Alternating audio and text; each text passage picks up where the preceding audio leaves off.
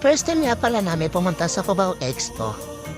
And nagulat ako kasi marami pala mga establishment dun sa loob ng expo. Mamimili ka lang from arts and craft and sa mga kainan and tambayan.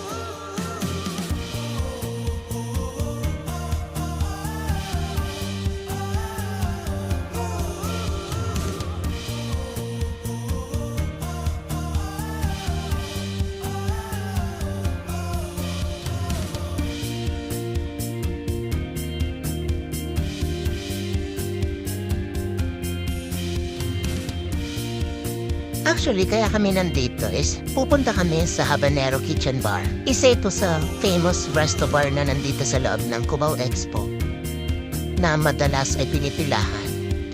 Need mo muna magpalista and then tatawagin kanila once available na yung seats for you. Ito nga pala yung mga menu nila. And as the name suggests, Habanero, may mga menu sila na maanghang. And meron namang mga mild lang yung anghang. So, pipiliin na lang kayo po ano yung gusto niyo.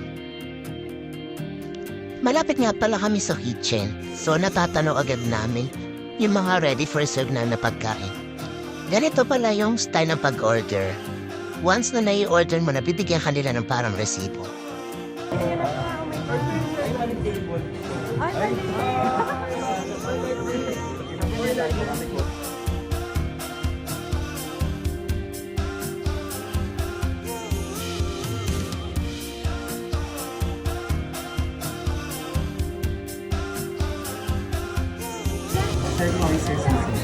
Pamis na lang po para di mag-thank you sila.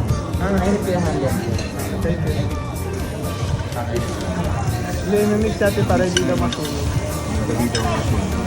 Ay, ba't may crunchiness? Ay, grabe. Yung sarap. Mukha nga. May crunchiness. Nasaan yung oyster na hinahanap? Crunchiness, ha? Oy, dahil ko dito.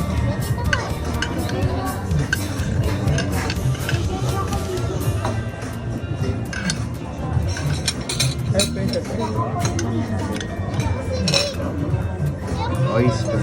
Eh, tikman mo lang. Tikman mo lang. Anong verdict? Crunchy nga, para yung plato. Ay, nalala. Kanang strike sa lahat. Pati mo muna yung mic.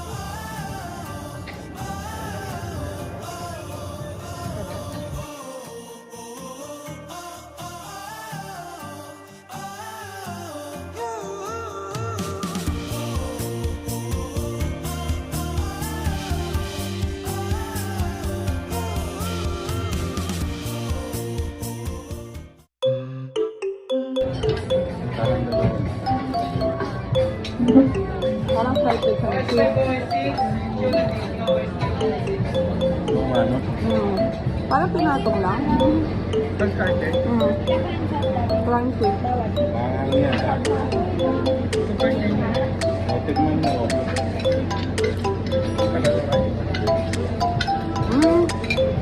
Basil nga.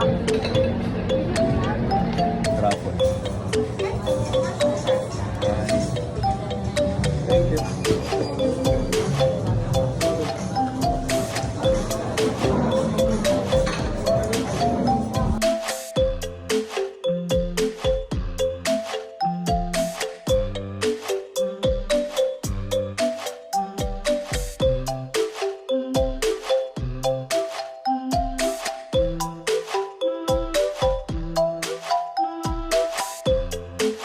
you.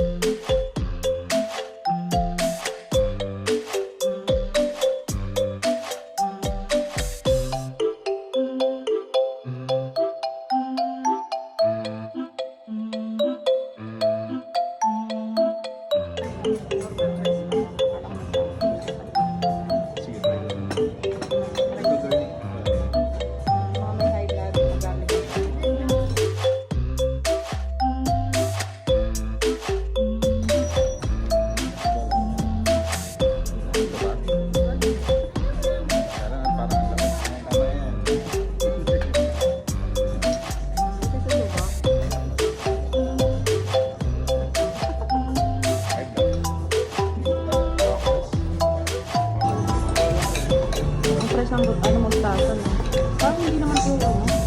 Ang laki.